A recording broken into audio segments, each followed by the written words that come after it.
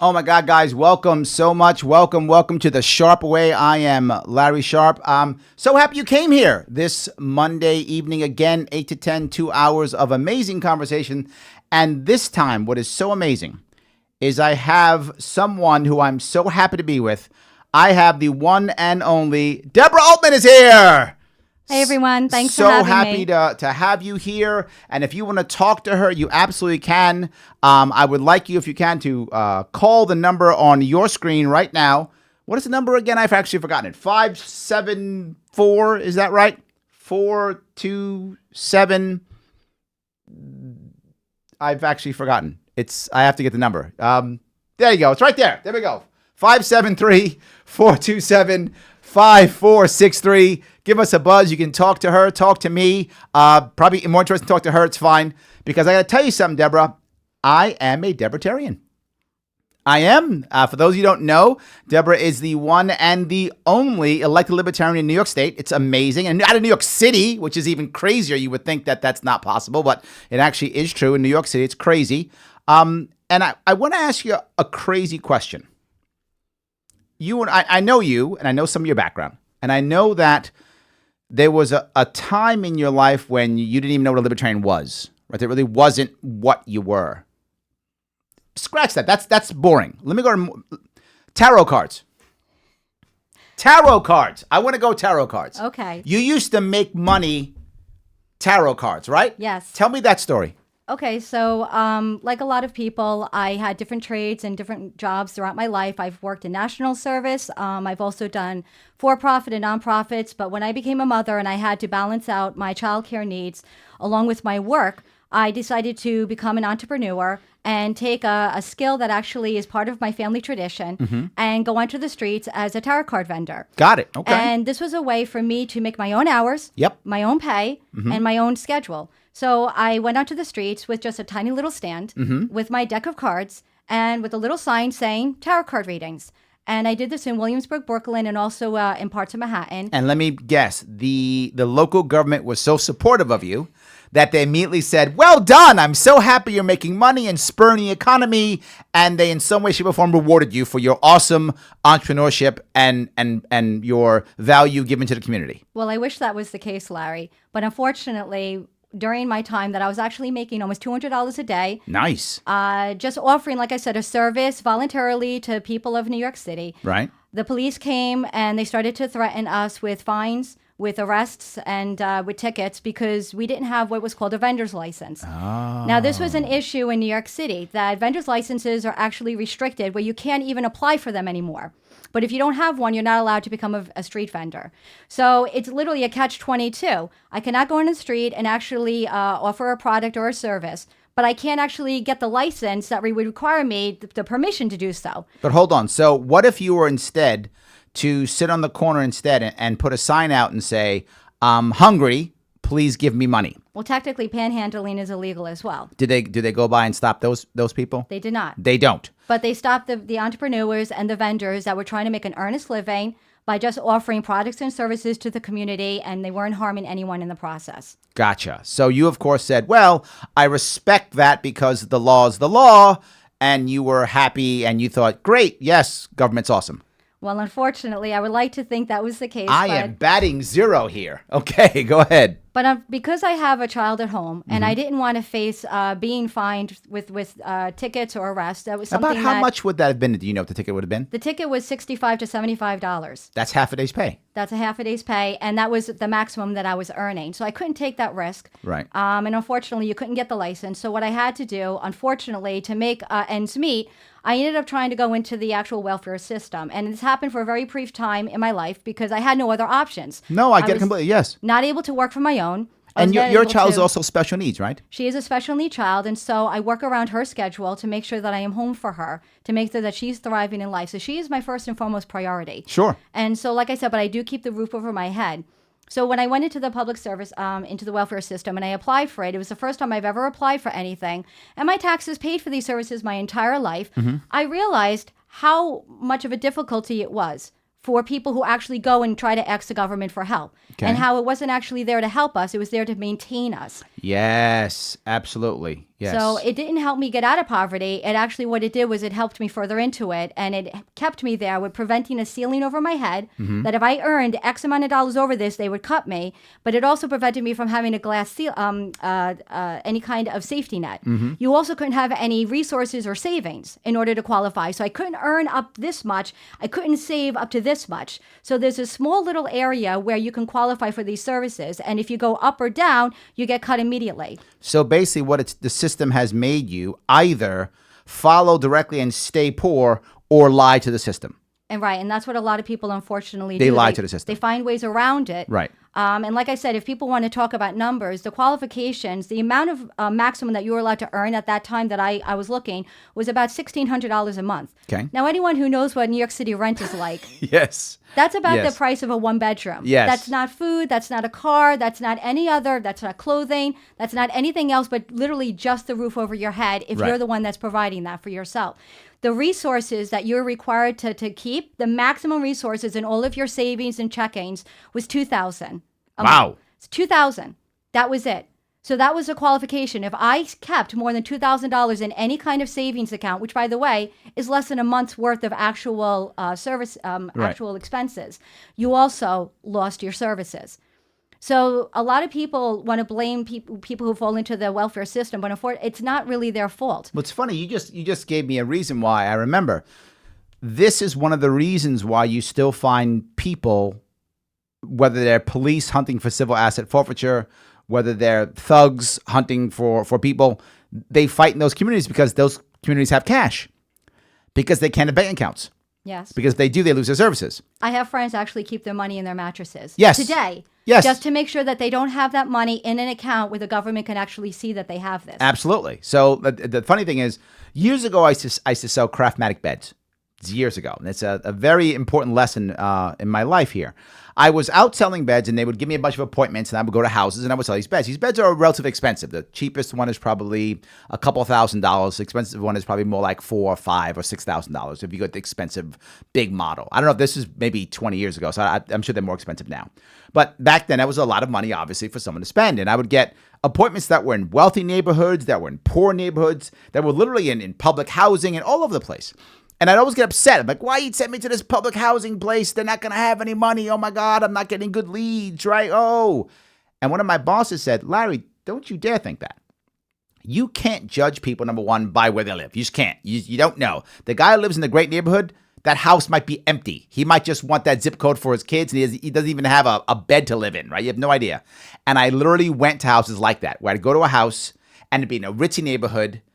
The lawn's a disaster. There's no furniture in the house. They just want the zip code. So they're paying all of their money to have the zip code for their kids to go to a school district, but they have nothing else. And I found people who had like 3 cars and were very wealthy. I mean, had everything. And I would go to a place where you'd be, oh, this is the projects. This is a terrible area. And people have money. You would never know. And I went to a couple of homes. Beautiful homes. Yes, you never know, right? He was totally right in not judging. But more importantly, I would go into a place where I would say, oh, they don't have much money. It would be I'd be judging them. They don't have much money.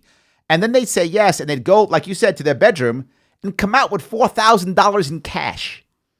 And say, yeah, to the bed. I'm like, okay. So I saw that in action, the value of cash. I think it was Don King who said it years ago. He said if someone comes from a poor neighborhood, that they're very more apt to see cash as more valuable than a check. That's because right. They don't know they're not part of the banking system. And much of that's cultural for many years. Unfortunately, that also causes a lot of issues for people in poverty. Just trying to get a loan from the government. If you wanted to let's say become a homeowner, sure, and you went to the government and you went to these banks and you said, I'd like to borrow a loan. You can have the most perfect credit score. You can have all this money in your savings account, but if you don't have what's called debt-income ratio, okay, a debt-to-income ratio, meaning you don't have the income coming in, you can have $100,000 in your savings account, but if you're not showing that you're earning this every month, you'll actually get denied a loan now. Mm-hmm. Banks right now will only loan up to 45% of what your actual income is coming in. So your debt to income ratio is at 45%. So if you wanted to, we all know how much houses cost nowadays. The average house is $500,000 to $600,000 in just Staten Island. I know in Brooklyn and Manhattan, it's extraordinarily more than that. Absolutely. So how much are people earning? Right. So now the poor people can't actually own their homes because they're not able to get the loans. So everybody rents. So that's why everybody rents. That's right. Exactly right. So the only people who can actually own something are people who are either grandfathered in because, their grandfather, grandmother purchased this house 20, 40, 50, 100 years ago, or they're wealthy and they can afford to, buy mass amounts of housing. I think you find that during every recession, right? Recession comes, the people who are in middle class have to sell all their assets, their homes. The wealthy are all liquid. They pick up all the homes. Now more renters. And there's actually a high percentage of foreclosures right now. There's a lot of people that aren't able to even afford the houses that they own because of the property taxes that are increasing and all the other expenses. So people who have been living in their homes, and these are now the elderly. These are the disabled. These are people who have had their homes for 20, 30 years that own them are starting to go into foreclosures because they're not able to keep up on all the overhead cost. And literally, property taxes are like rent right now. Yes. The average cost of property taxes is about $6,000, $7,000. So you're talking about 10% of what the value of that home is forever. Yes. And it's ever increasing. Now, we know that fixed incomes do not go up. People on Social Security are not getting the same increases They're not at the getting a 10% raise. hyperinflation of these property taxes, which is hyperinflated 3 times the amount of salaries, of wages. So a lot of people sit there and say, well, why don't we just, increase the wages? It's not that you can't just increase wages. You should be deflating the housing. And the way to do that is to take away property taxes based on value. Because the reason the government does this is because the more value something has, the more taxes they could collect. So they keep raising the value. And that's what's actually causing this hyperinflation. Oh, absolutely. Yes. And the appraisal comes in and goes. The appraisal says, well, this year you went up $50,000. Well, this is my primary home. It shouldn't matter what the value is. This is my home that I live in. Now, if you want to talk about, any other property, that's fine. But the home that the person lives in, I don't believe should be taxed because that's their primary home. They're not using it as an asset. They're not using it as an equity. They're using it to keep the roof over their head. That property tax should not exist on your primary home? Absolutely not. Why not?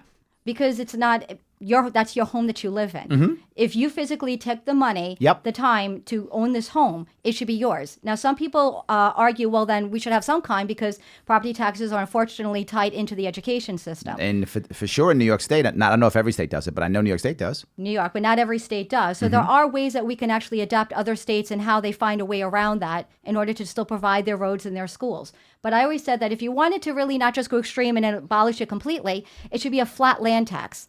That if this is the amount of square footage that my home is on, that should be the amount that I pay flat. That's a permanent price for the amount of space that I'm occupying in this city. It should not be based on value. And what's happening is if I put a garage on the back of my house, all of a sudden the value goes up, the government gets more money. Why is it improving my own personal home a reason for the government to take more money out of me every? If I had a bedroom, same thing. In this idea, this wouldn't apply to commercial real estate, I assume. No. And it wouldn't apply to apartment buildings? Apartment buildings, the land, well, okay. So see, there's a problem with the apartment buildings, right? If I have a large apartment building, and particularly in Manhattan, the amount of space that I'm taking up is minuscule, right? It's a small amount of space that I'm taking up compared to how many apartments I have, right? I might have 400 units. I do say that the landlord is paying a property tax on it. But if the landlord's paying property tax on it, right?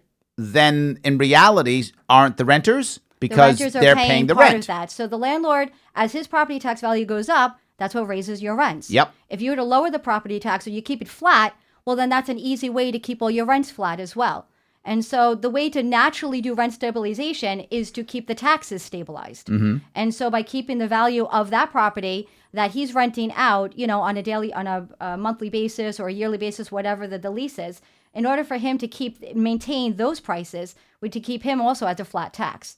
So I think if it's anyone who rents a primary home, if you're renting someone as a primary home, then it should be a flat land tax. If I'm owning my own home as a primary, it should be a flat land tax.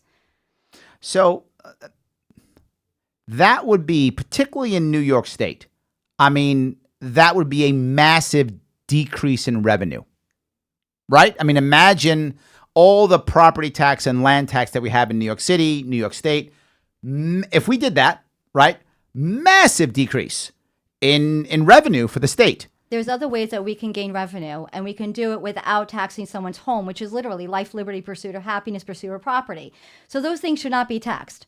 People say that, your home is one of those three aspects. Right. So we can do it by, like you said, putting advertisements on, like you said, our infrastructure, utilizing our subway systems. I actually came up with an idea where we actually advertise the local businesses on the subway stations where those businesses are right above it. I love that idea. And so you try to get the businesses involved. Everyone pays for advertisement. Millions of dollars a year. Well, Billions. why not the government utilize that? They have the most property, the most infrastructure. They have the most area where they can do this for. The same thing with the buildings. The buildings where tenants live, why not use that for the local businesses I agree. and I actually brought this advertise it? To lower actually energy costs on Long Island. If you know, because here in New York City, Con Ed obviously is our energy company here, right?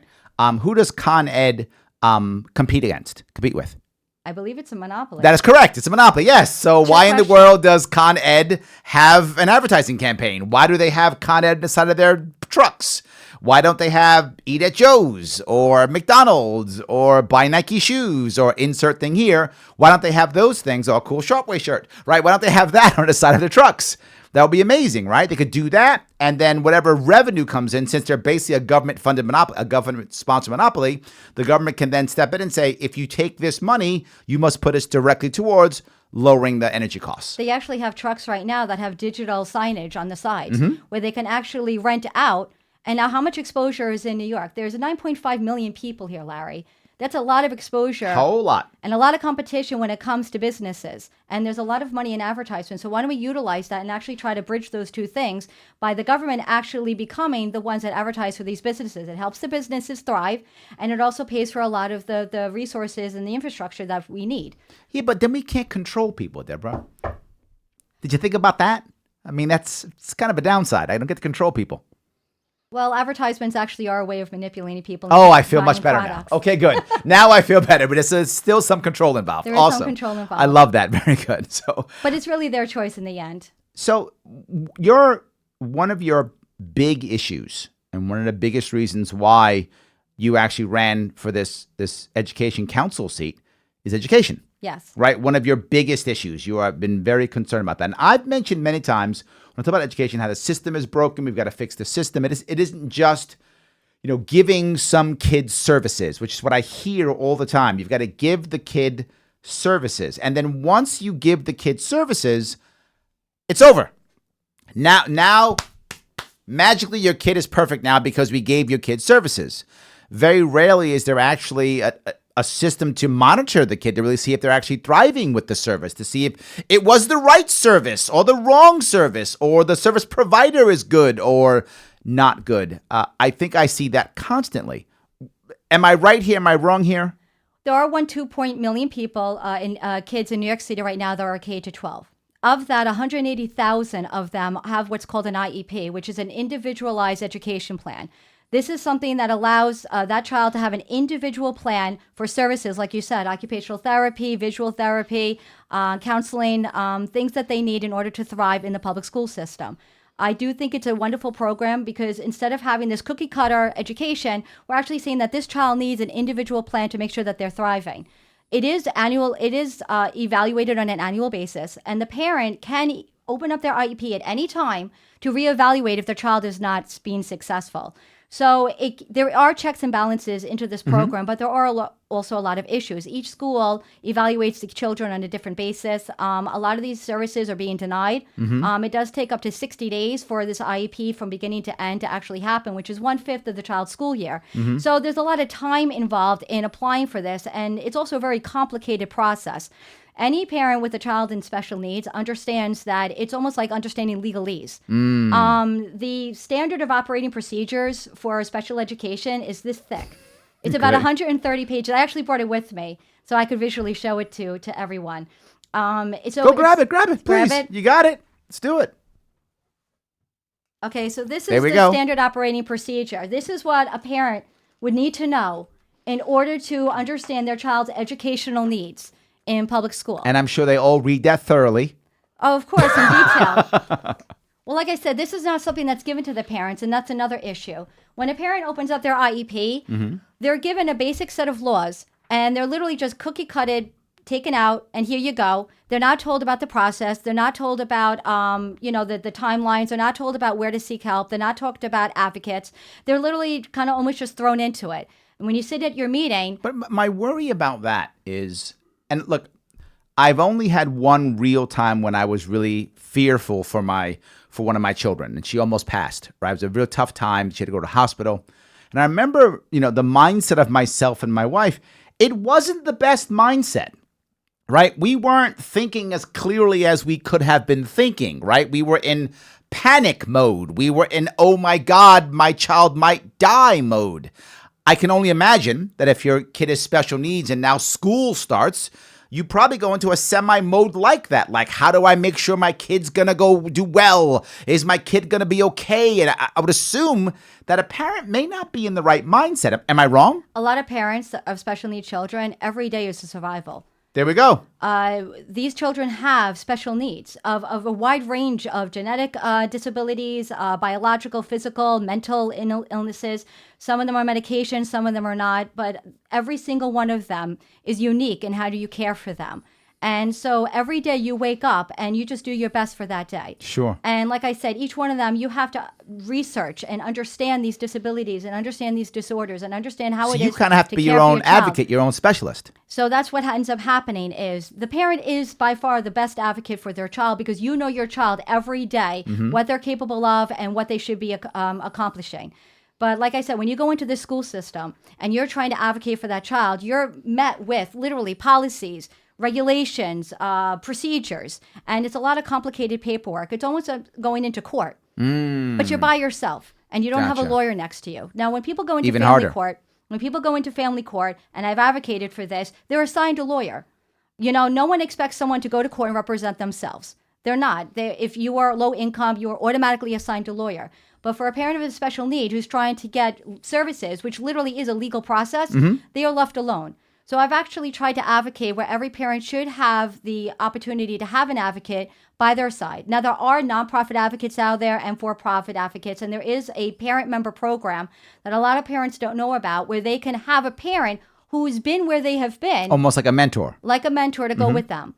But I wanted to expand on that program to not just have that parent show up at their meeting with them, but also have what's called a pre-IEP meeting where they can sit down with them and let them know all of the options, all of the services, and actually sit down so that parent can make an educated decision before they walk into their IEP. I like that. And as New York City Councilwoman for the District 75 schools, this is one thing that I'm actually going to be working towards, is trying to make sure that the parent member program has both what you call the pre-IEP meeting and also a post-IEP meeting. Because like you said, you could have everything wonderful on a piece of paper and have the most perfect paperwork. Doesn't mean it's working. But if you're not actually following through, if you're not actually making sure that these things are actually happening for your child, you want to make sure you have a follow-up meeting so then you could either reopen the IP or find out where the missing link is. So you're talking a lot of details, and I hope it's valuable information. And I want people out there to know, look, if you like what you're hearing, you want people like Debra to be out here, you want to be able to talk to her, then do me a small favor, support our show. Head on over to patreon.com/Sharpeway and give a little. Help me out here, right? Help me get some good people on. Help me make this happen. I want to make sure that we can keep this going. So support the show. Please do that. And if you want to talk to us on the phone, we have a caller now. If you want to talk to us on the phone, please give a call. 573-427-5463. And I want to grab a caller now, if I could. I'm not sure what they want to talk about, but that's okay. Caller, are you there? Hello, are you there? And they were lying to me. Are you still there?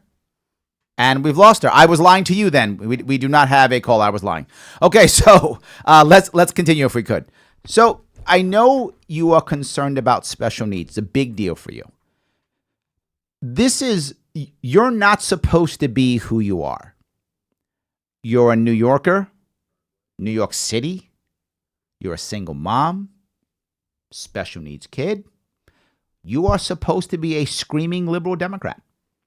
That's what you're supposed to be, right? Not the stereotype, right? You're supposed to be that person. There are actually a lot of Republicans that have special needs children as well. but they make sure that they go to their communities, they make sure they go to their families, make sure that they themselves take care of those issues. A lot of times, liberals and Democrats will rely on those public services because that's what they're told.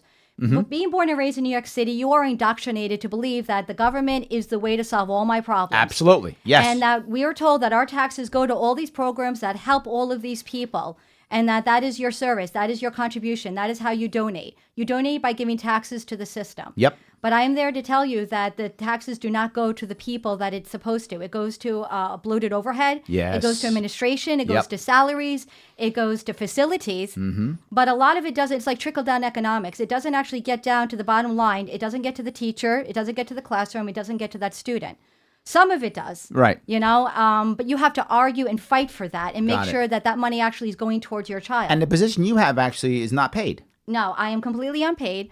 And like I said, I am a single mom. I am low income. I live on less than $25,000 in New York City, and I'm happy. So you're a superwoman. I am.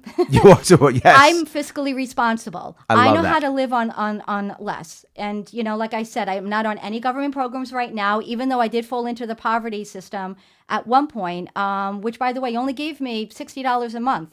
For all that paperwork, for all that process, for all that services, that's all I got when I was earning $200 a day as an entrepreneur. Yeah, absolutely. And so look, I climbed out of it. I want to try to get back on a call. Do we have our caller back? Did he or she get back to us? I hope she did. I hope I'm not a liar. So let me see if I can grab that caller. Caller, are you there? Hello? Okay. I think I'm a liar twice. Okay, guys, you're no longer going to believe me when I say I have a call anymore, are you? I'm like the boy who cried wolf. Okay, so no call. I apologize. So, I tell you what. If some of you do want to, I tell you what you can do. If you're watching this on Facebook, put your question in the actual comment section, and I'll see if I can get those questions text to me. That may help. There we go. Sounds good. Okay. So in any case, Libertarians always find a solution. we do find a way. Oh, hold on. Tell me one more time. See if I am allowed this time. Caller, are you there? Caller, are you there? And I am indeed a liar. So yes. All right. So I'm going to text right now and see if I can have some of my team actually text me some questions.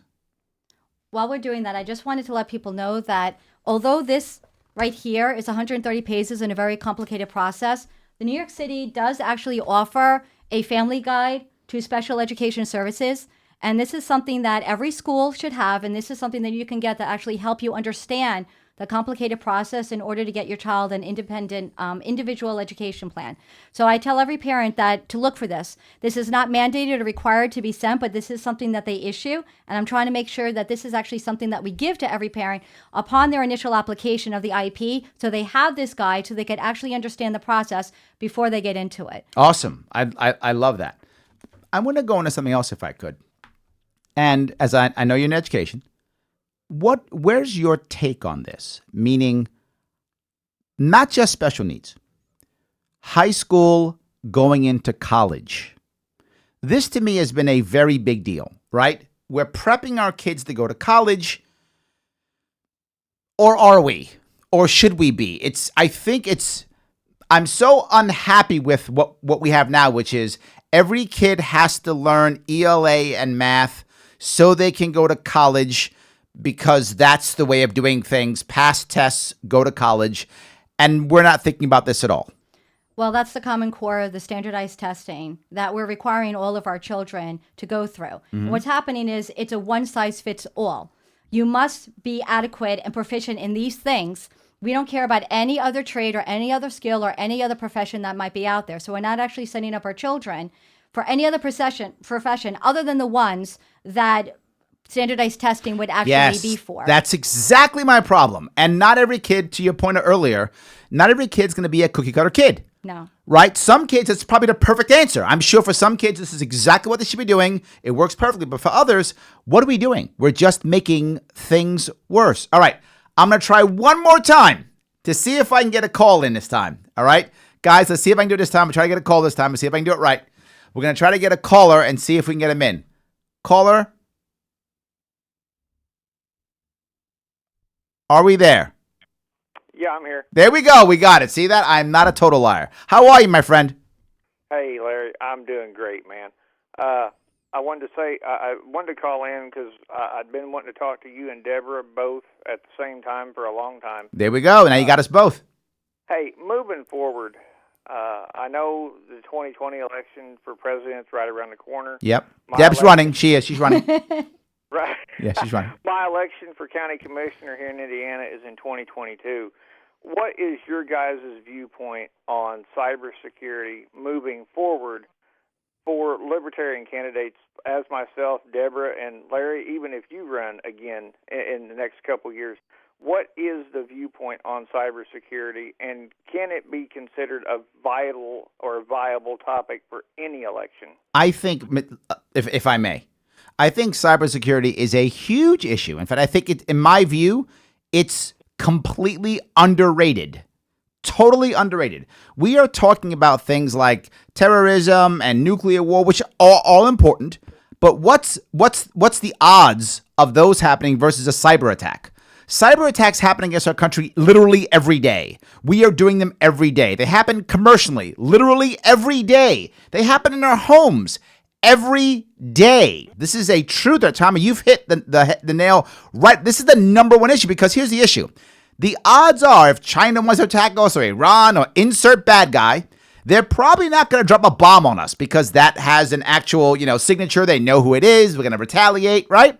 But what if they could somehow, I don't know, shut down our electric grid, shut down a nuclear power plant, shut down one of our dams, insert thing here, right? What if they could do that instead, shut down our MTA?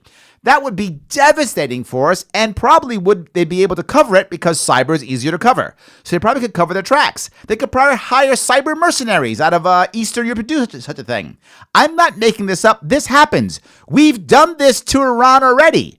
Israel has done this to Iran already. This is, everyone knows if you just do a quick Google search. Cyber threats are the biggest piece. And here's the issue. You ask any cyber threat professional, and one of the number one things they'll say is, don't centralize. Decentralization is everything. I don't want one grid, because then that one grid falls down and that's the end. I want 200 grids. So now I have to make 200 separate attacks. But I have to add on one more thing, which New York State is doing a very poor job of. Blockchain will help with that also. The whole idea of blockchain technology increases the odds that if someone tries to make an attack, more people will notice. And if you're part of the blockchain, very often you can trace it back to somebody. So we are not talking about blockchain. We're not talking about cybersecurity. I think it's critically important. It's a bigger threat than anything else. And the libertarian concept of not having centralized control flows perfectly in to cybersecurity. So tell me, New York City. Well, New York City, like I said, back in 2003, 2004, we actually had in the whole eastern side of I remember it actually went dark. Yep. So, it wasn't a cybersecurity issue, but like I said, all of a sudden we had no electricity. Yep. And I worked at Home Depot at that time. I actually worked at Home Depot in the tools and hardware department.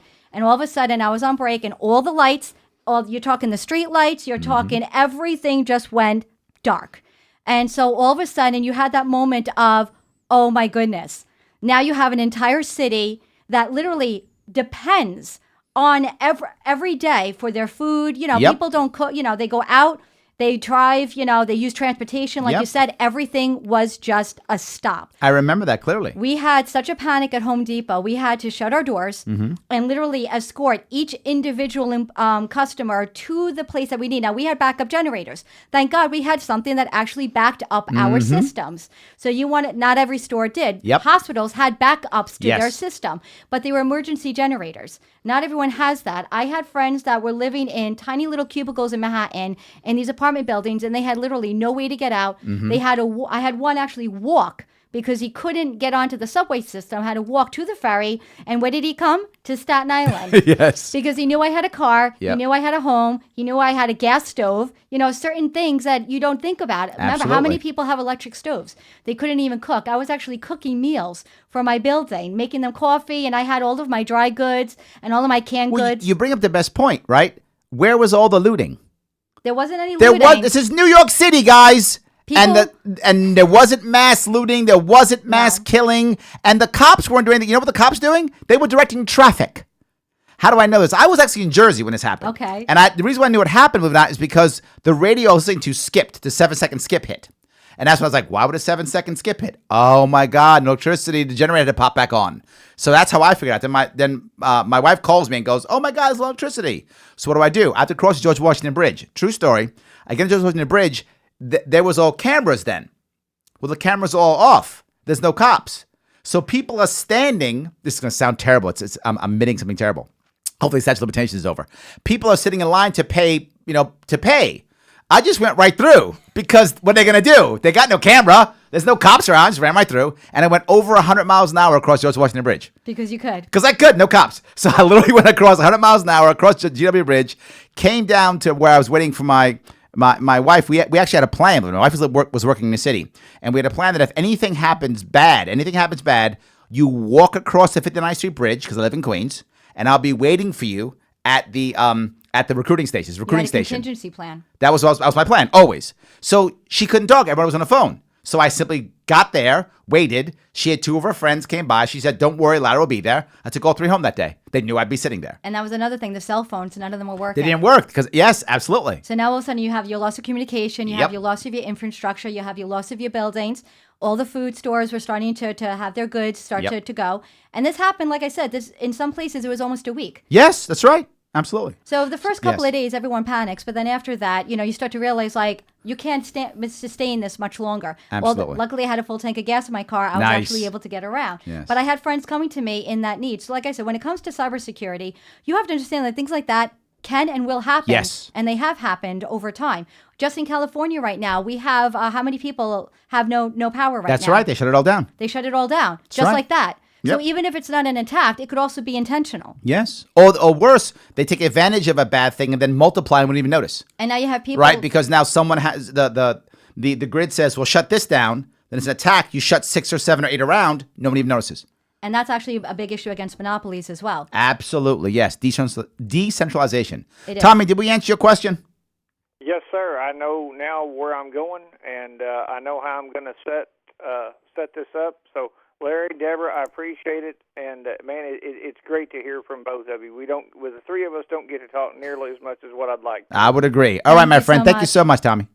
Bye-bye. Awesome. All right. I think I have another call. So to make sure I'm not a liar, I want to have another call. If I could grab that caller. Caller, are you there? Yeah, I'm here. How are you? I'm sorry? I said, how are you? I'm good. How are you? Awesome. You are on the air with me and Deb. Oh, awesome. So what do you want to talk about? Or do you just want to say hi? Well, I'd like to say hi to you and Debra. Awesome. Debra, you Hello. look very tall in that chair. Thank you. That's awesome. Yes. So do you have a question or no?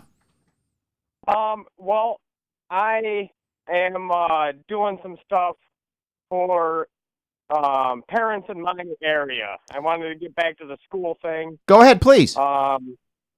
Advocating for and volunteering to go into meetings with these parents with special needs children, because I went through like a 2-year battle, Mm-hmm. and I think it's really important to help out these people that haven't been through the battle yet. Was this here in New York City or was it someplace else? This is Ontario County, New York. Ontario County. Great. Okay. Yep. I actually live in Wayne County, but my kids go to Ontario County schools. Okay. So are you saying you want to set up some type of parent organization? I'm not sure what you're saying. I love what you're saying. What are you trying to set up? Well, I'm not really trying to set up anything. I'm just saying, me personally, I am volunteering with friends and family. Oh, that's awesome. To help out with different school meetings for kids with special needs that aren't getting the treatment that they deserve right now. And Debra is doing an awesome job from what I can tell. Thank you. Awesome. Deborah, this is what you were talking about, the mentoring thing, right? This Yes. is exactly what you were talking about. It's word of mouth. Parents like you, and thank you so much for doing that. When we learn about a certain process or a certain law or a certain way to go about doing it, we're the ones that are actually teaching the other parents in order to how to go through this complicated system. Like I said, because it's very difficult to go through it alone. And so it's really the community that is coming together. The special need parent community is an amazing community that comes together because we all want the same thing and we all understand what it's like to raise a child with special need. And so we really come together. And like I said, I thank all of my parent friends and the community that came around to help me because it was their educating me helped me now educate and pass Right. on that to other people. So community here is key. I mean, we're talking about this idea of localization does matter, right? And I'm sure even in Ontario County or Wayne County, there's probably nuances that don't exist in New York City, right? And I'm sure in the reverse, in New York City, there's nuances that don't exist there. The community here is a key, even from Tommy's call, right? The local community supporting each other, right? And Right. I mean, this is a critical aspect that I think we don't look to enough. We're constantly looking to the big brother versus the actual brother, Right. right? Or the actual person who's next to us. Yes.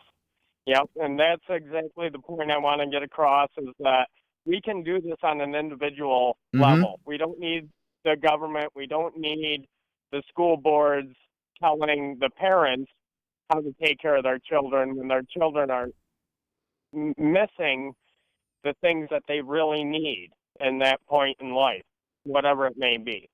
Awesome. Thank you so much for that call. I appreciate it. And thank you. Keep doing what you're doing. Awesome. It's parents like you that are actually going to help these children the most. Yes. Well, what you might notice is if you want to help out, I appreciate it. But something else you might want to help out. You might want to get some cool swag. You might want to get like a nice cool Sharpe mug, or you might want to get a cool Sharpe banner or a cool Sharpe shirt. Or you might want me to show up maybe even at one of your events. Yes, I'll do that. Just costs you. That's all. Head on over to patreon.com/Sharpe. Donate what you can donate. Do a monthly donation. $9, $48, 90 some odd dollars, $500, $1,000. You're rich. Do $1,000 because you're that wealthy. I love it because you know how valuable this is, and I will actually show up at your event. That will happen. Support this show to the best of your ability, or head to sharpeway.com and you can actually just buy it. Buy it online. Absolutely. I want to grab someone who actually put their comment online, and this is for Debra. How do you feel about the G&T program, and how would you keep it going or change it? So the Gifted and Talented is Yes, a new for people thing. don't know, Gifted and Talented, yes. So the Gifted and Talented program, my daughter actually, although she's special needs, she's what's considered twice exceptional. And she actually took the Gifted and Talented and passed it. Nice. And so I do believe it's a good program because like there's an individual education plan for children with special needs, I do believe that there should be one also for children that are gifted. The problem is trying to spread this out into the same classroom. It's very difficult for a teacher to accommodate every single aspect. I do think it's a good program. The problem with it is, at least I know in Staten Island, there's only 3 schools that will accept non-zone school children into their program. So now if you want to look at where those 3 non-zone schools were, they're all on the South Shore where the richer communities are. What a surprise that is. So it's not that the Gifted and Talented program in and of itself is bad. It's that it's not equal and then it's not available in every single school for every single child, both District 75 and all the other districts. It's not equal. Can you explain District 75 to people who are not from New York City? So the citywide council that I'm on is it's a citywide council for District 75 schools. District 75 is the special needs schools. Got it. Where every child, usually they're the more severely disabled, they're self-contained or they're also co-located with the other districts, but every child has an individual education plan. Now the other districts do have children with IEPs, but they're able to exist within their own schools. For children that are not able to be accommodated into those programs, there's a separate district that's citywide and is called District 75, and it's the only one of its kind. And it's to accommodate all of those children that have, it's a little bit more funding, where the average child is $22,500 for tax money. The District 75 student gets $36,000 per child. So it's for children that need more services, more accommodations in order for them to get their educational needs. Awesome. So do you think the G&T program in general is a good program? I don't know. I think it's special for the kid, right? I mean, I've seen kids thrive in G&T. And I've seen kids not. My oldest daughter was in G&D for a couple of years, and she didn't like it. And the reason why she didn't like it is it's not the program. It was the kids. the kids that were in the program were really concerned about the program. And my daughter was like, can we talk about other stuff like, I don't know, Teen Titans or whatever is the cool thing of the day? I don't know, is Teen Titans still cool now? It was back in the day. I don't know if it still was cool. Whatever the cool thing was, right? Can we talk about some of that stuff? Can we talk about ponies and like princesses and stuff? Can we do stuff like that? And I think she found a lot of the kids were really into just, no, I want to read and study and read and study.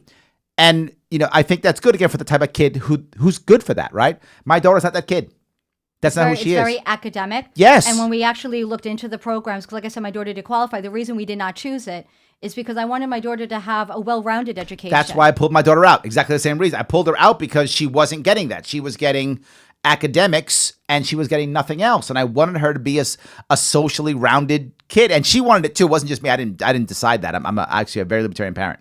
I really wanted her to decide. And she was really about, Dad, I'm not really enjoying school here. And so we put her into the honors program instead.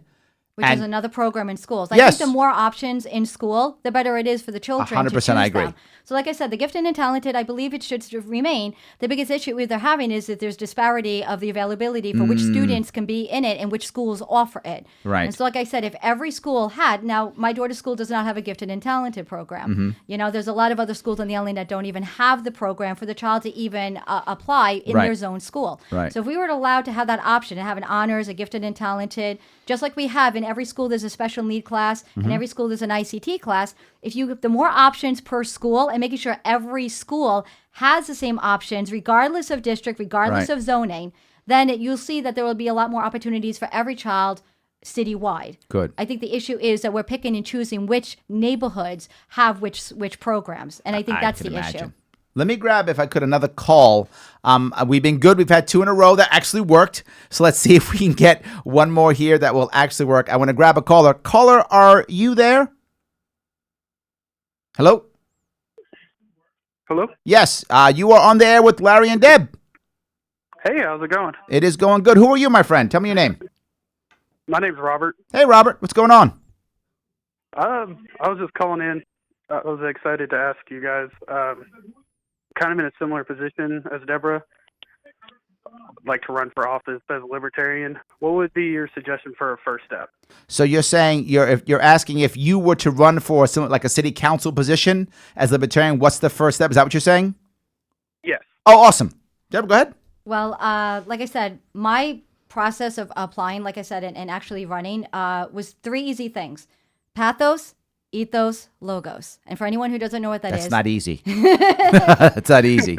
But go ahead. Many libertarians focus on the logic. All They the focus time. on just the solutions, just the facts, just the, and unfortunately that does not appeal to the everyday person. Mm-hmm. And so when I ran for my forums, and there were forums to run for the city council, I did it on no budget. I didn't have any social media presence whatsoever. I went in first with pathos. Who am I? And I talked about my personal story so everyone can understand that I was representing them on that stage. I was that parent. I was that person who fought for my child educational rights. I was that parent in New York City that was born and raised here. I was that parent that struggled financially. I was that parent that had to fight the system in order to provide, and I would do that for their children. So the first thing I did was my pathos. Who am I? Right. The second thing was your ethos. You have to talk about all the things that you've done in your life to show that you're a convincing candidate. You can't just go and say, I'm going to run for libertarian right now, but I've done nothing in my life prior for my community. I've done nothing for my family. I've done nothing to better anyone or anything other than myself. You have to have some kind of track record. And so you have to show what your ethics are, showing that what you're saying right now on stage has been consistent in your prior life, the things that you've done. Let me touch that for a second. Now, obviously, if it's your first run, you're not going to be able to say, when I was in office, I did, right? Right. So, because you haven't been in office yet, right? So how does that work for you, right? How do you get the ethos when you haven't had the physical exact experience yet? There are things that I have done when I've worked at other jobs. So I talk about almost like an interview. I used to work for the government myself. I'm saying that on air right now. But I worked for the Veterans Affairs. And when I did work for government in the past in a job, I actually reduced review redundancy. And I actually went into the system and made it more efficient. I actually went in and solved issues that the VA, everyone knows, was facing. I took care of the most seriously disabled cases, and where the average claim was taken almost 2 years in New York Regional Office, I made sure that these cases were done in 30 days. In 30 days, the cases that were the most severely disabled by my hands were completed. And so I had a track record of my performances in former jobs that I did run for office. I also was a paralegal for family court, which is what I do right now. So I talked about how I'm currently helping families in legal battles and how I was able to apply that to helping parents in their legal educational battles, and how I had a track of understanding both federal laws and also state laws. I also served in national service. I was in the AmeriCorps member when I was 24. So I've also volunteered in my history. And I talked about how I actually wanted to make a service, and I worked for the New York City Parks Department, and I did tours for patrons, and I did educational tours. So I had a track record. So that was how you made that happen. Right. So the things that you've done in your community, anything you've done in your former jobs to make it better, anything you've done to improve anything when it comes to your family, former jobs, your community, anything that you've done, you can take that and apply it to, and this is why I should now do this on a larger level as a politician or as an elected official. And these are the things that I talked about when I ran for office. Okay, that was 2. Where's the third one? Okay, so now you go for your logos. Okay, so now once you have your pathos and your ethos. Logos is easy at that point, isn't it? They're listening. There we go. Now they're listening to you because now they want to hear what you have to say because they can identify with who you are. Okay, and they can see a part of them inside you. And so when I talked about my logos, I talked about the actual solutions at that point that I wanted to do to fix the New York City school systems. And one of them, I'm actually proud to say, I'm currently doing. Nice. I actually kept my promises. I said that the one thing was... Okay, you're a bad politician.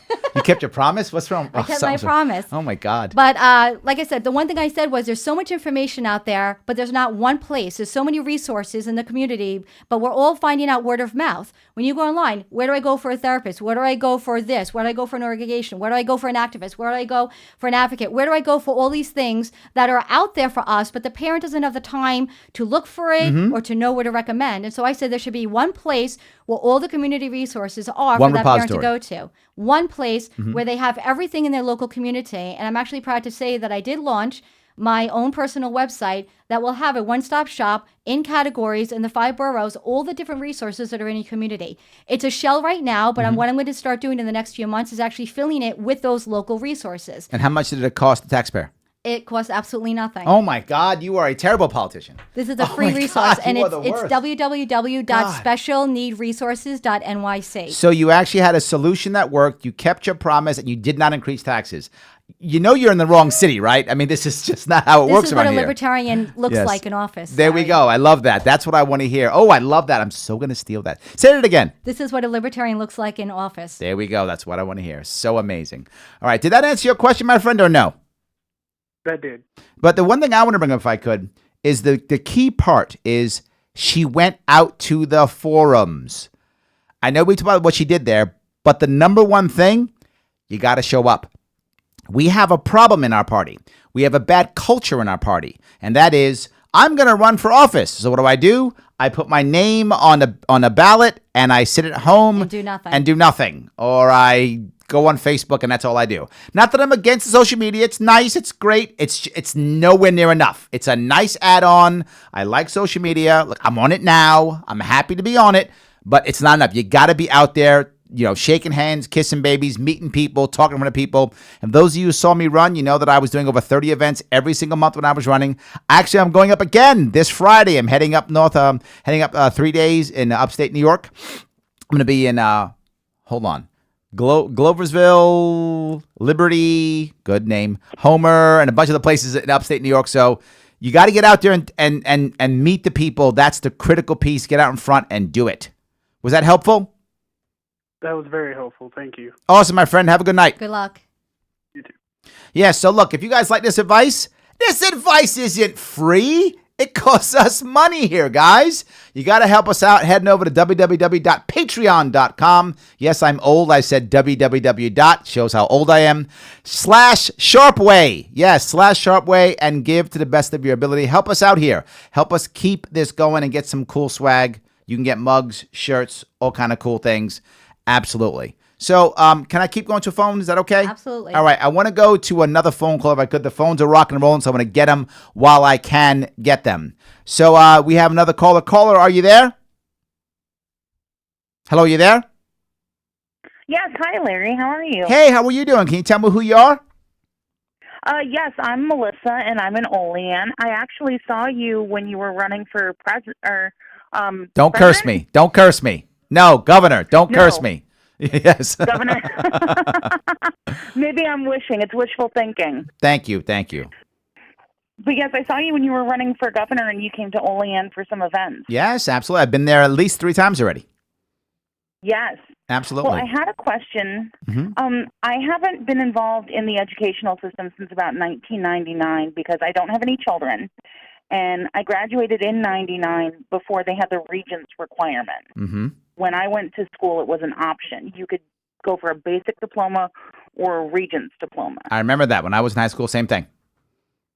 Yeah, exactly. So I haven't been involved too much in the educational system since then, but I wanted to know if either of you think it's important and should be sort of a requirement in the curriculum for civics education, because that was part of one of my classes where we went to town hall meetings in our area and we learned about different things involved in our community and politics. Sure. There are several problems here. Now, one thing I want to touch real fast, I don't want to make Debra angry about it. The regions, I'm going to touch the regions real fast.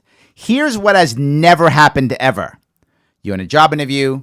The guy opens up your resume and goes, "Whoa, New York State Regents High School diploma. You're hired." That has never happened ever. The New York State Regents diploma is an utter and total waste of time and money and energy. It is useless. It is a hunk of garbage idea from a bygone era. It should go away immediately. It is worthless. It's a sticker on my diploma, actually. It's a star. It's a sticker on your diploma. I have a gold sticker because I have a Regents diploma, and that's all it is. That's correct. It is literally a sticker. It has no value whatsoever. It is a horrible idea. And the worst part is they've made it worse now. There's a special Regents in this or a special.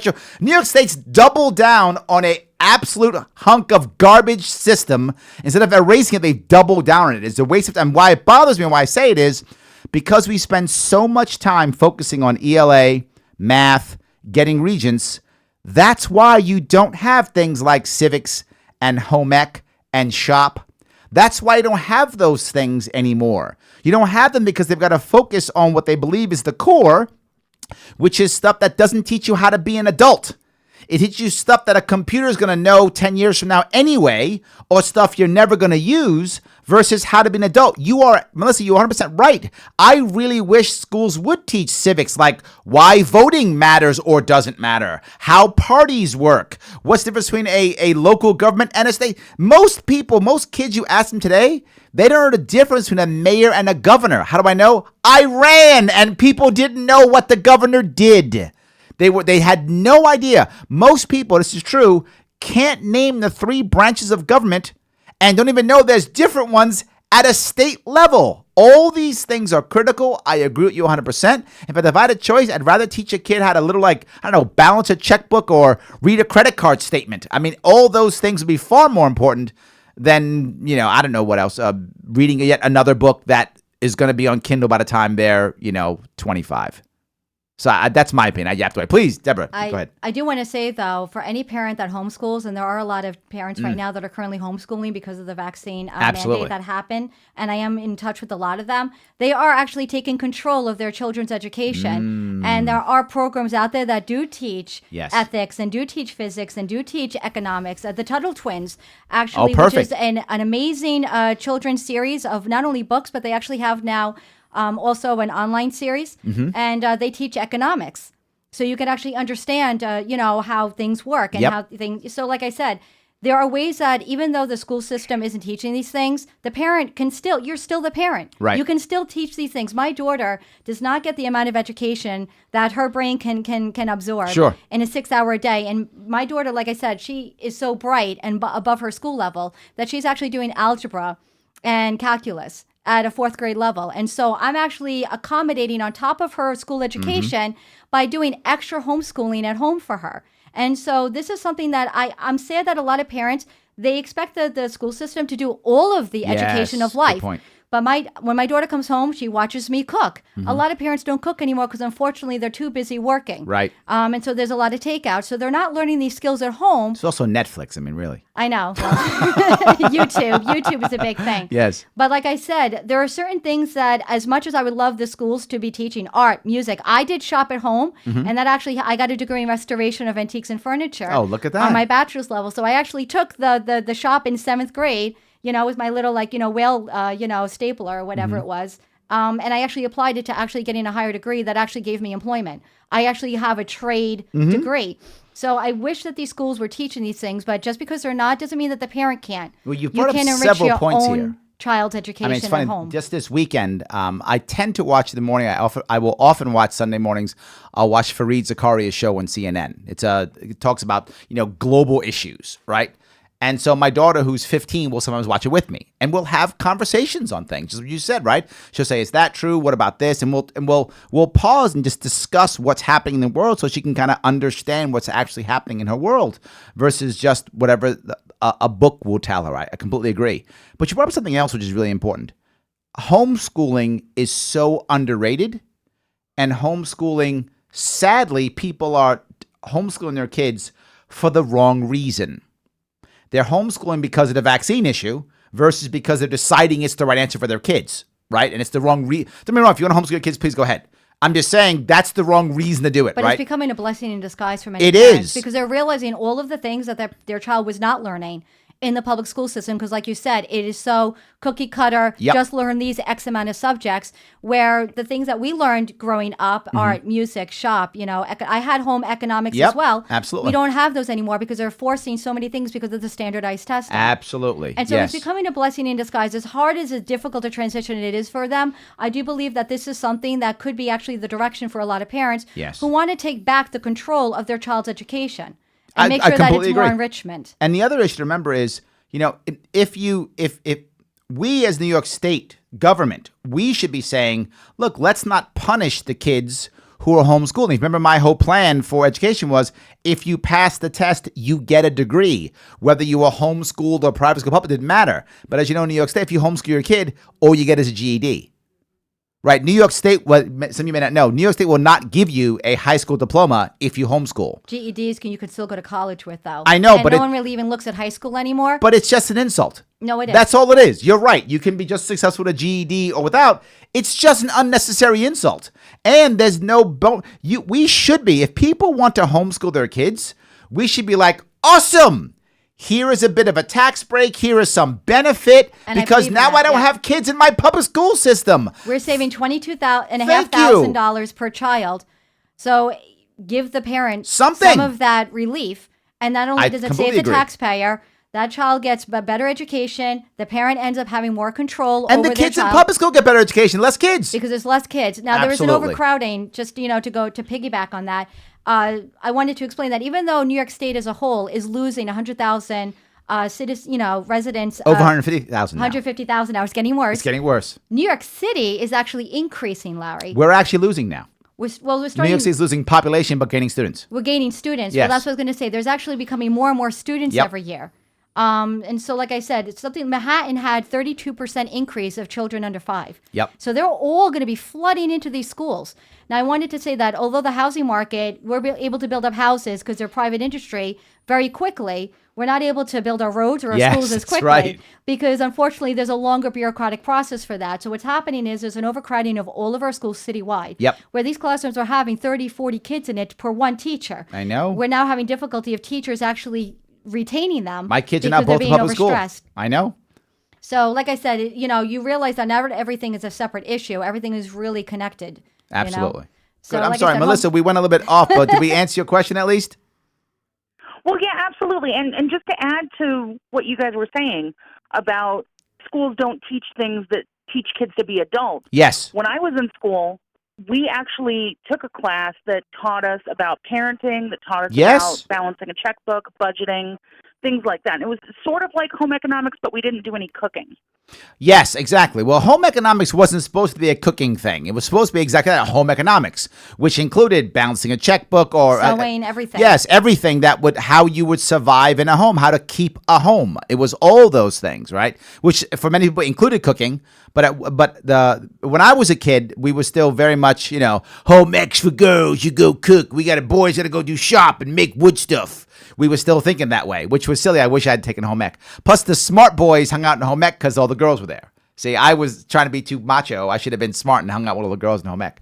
But I think now, who cares? I mean, home economics is good for anybody. I mean, everybody should know basic cooking, basic checkbook, just how to read a credit card statement. Most people don't know how to read one. Just compound versus simple interest. Oh my God, what's an interest rate? I mean, most people still, I remember, I tell a story often. It's like almost every other week. I used to sell cars, right? So when I would sell cars, you would find people who were savvy and who weren't savvy. The person who was less savvy would only ask one question. What's the monthly note? That's it. Can I afford this monthly note? I can afford a monthly note. The car looks good. I'm in. But the savvy people would ask questions like, what's the interest rate? How long's the loan for? What am I paying for, right? How much is this going to cost me over time? Is it a lease? If a lease, what's paying for depreciation? They would ask all these questions. But sadly, those people were the minority. The critical thinkers. That's correct. If I sold 10 cars, 7 people cared only about the monthly note. Only 3 were asked. Some people didn't even ask. I'm not going to joke. I'm not joking here. Didn't even ask how much the car cost. Literally didn't even ask how much the car costs. They just asked for the monthly note. Now, if you're a sales rep, you basically can create any plan to put whatever number you want.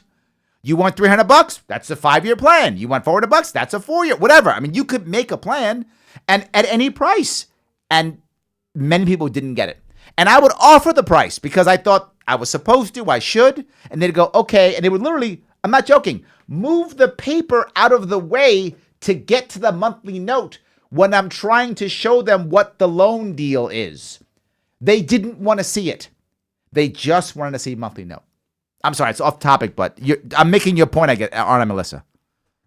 Yeah, absolutely. Yeah, I'm making your point. Now, there are schools that are bringing back home economics. There are schools that are bringing back art and music because they're starting to realize that there's a correlation with having breaks in the ELA and the math is actually increasing those scores. Yes, absolutely. So we are actually starting to see a reversal, slowly but surely, in the schools that are understanding that these things are actually just as vital or necessary, and they actually trigger the same, things in a child that actually correlate to increased scores. There we go. And so hopefully, like I said, we do see that trend.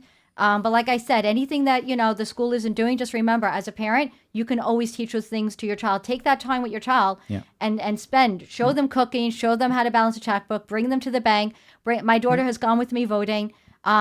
She will, introduce them to music. Do all the extracurricular things that you can to make sure that they are having that wide variety. I completely agree. And look, the data is in. Homeschool kids are no worse off than anybody else. They're doing just fine. They're doing just fine. So thank you, Melissa. I appreciate that. Have a good night to both of you. All right. Thank you. So, yes, guys, I want to keep, we're doing well with phone calls. I think we should just keep going. What do you think? It's fine with me. All right. Let's do it. We're going to try to get one more call in if we can. Hopefully, I'm not a liar again. So, caller, are you there? Are you there, caller? One more time. Caller, are you there? Yes. Hello, Larry. How are you doing? Please tell me who you are, sir. Name's Clarence. I'm from Texas. Hey, Clarence. I'm glad you called. What's going on? Hey, so I briefly heard you and Debra talk about monopolies. Yep. And if I remember correctly, in some previous podcasts of yours, you said that New York is ran by crony capitalists, not socialists. Yes. Right? So after hearing that, I also realized that the irony that I've noticed is that because the corporatism and the cronyism is so rampant, is that it's creating socialism because of its greedy and predatory nature. I would agree. I think that is without question. I think that's you're right. I think that has been a response to crony capitalism and corporatism, and that's given capitalism a bad name. And people have said, see, capitalism fails because they look at capitalism as crony capitalism or as corporatism, and then the backlash from that, I think you're right, becomes socialism. I think you're right.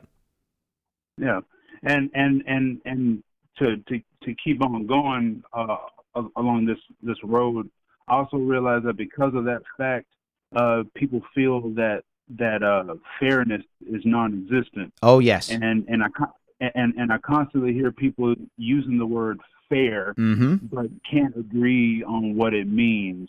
Like, for example, like for some, fair is equality of opportunity, and for others, it's equality of outcome. Absolutely, So, it's a huge difference. I completely agree. Again, yes, yeah. So how do we as libertarians reduce or combat the corporatism and the cronyism in order to make the siren song of socialism as obsolete as possible, and to convince them that equality of opportunity under free market capitalism is the best way to achieve success? There are a couple ways that I tend to make this happen. And being in New York City, I know a lot of Democrats, and I know a lot of Democratic socialists, and I talk to them. I speak to them. In fact, I have many people who are left libertarians in my world. I keep many of them in my world for that exact reason. What you will hear me say often, if the liberty movement, not just the party, the movement as a whole, if the liberty movement is going to be successful in this country, it is going to have to get better at talking to the left. It is not our skill set. Many of us are very bad at talking to the left, and because of that, we wind up not grabbing a lot of people who are on the left who, if they just understood what you just said, they would jump to us. And my example of this is, if you go out there right now running for office as a libertarian, as a general rule, you will find people come from the right faster. They come to us faster, but they also go back faster. And they come for a bit, and many of them leave. Some stay, but many leave. They come from the left slower, but when they come from the left, man, they stay. They get it, and they stay. They are some of our strongest advocates. They really stay when they come from the left. I want both of them because your points are exactly correct. Let me give you two things I do on both sides. One, I don't use the phrase capitalism. They've taken it, they've won, they've stolen my language. I accept defeat and move on, and I make my own language. That's what I do. I don't use their words. I know many libertarians are staunch. You go, but capitalism isn't that. And they fight on definition. It doesn't matter. The denotative meaning only matters in law. Outside of law, it's all connotation. It's how it feels. That's what it matters, right? That ethos, pathos, logos you talked about, right? Logos, sorry, you talked about exactly that, right? So I want to use phrases that matter. Like, you don't hear me say things like free market or capitalism. What I say is consumer driven. I use my own language. It's consumer driven because we're all consumers. It's consumer driven. Well, what's consumer driven? That's called free market. That's what it is. But if I say free market, to your point, they hear crony capitalism, even though I didn't say that. If I say capitalism, they hear crony capitalism. Even though I didn't say that. They hear corporatism. So I change my language. I make new phrases, new words. That's piece one. Piece two. Okay. I talk about fairness to the left all the time. And I ask, is it fair now? That's the issue. Is it fair now?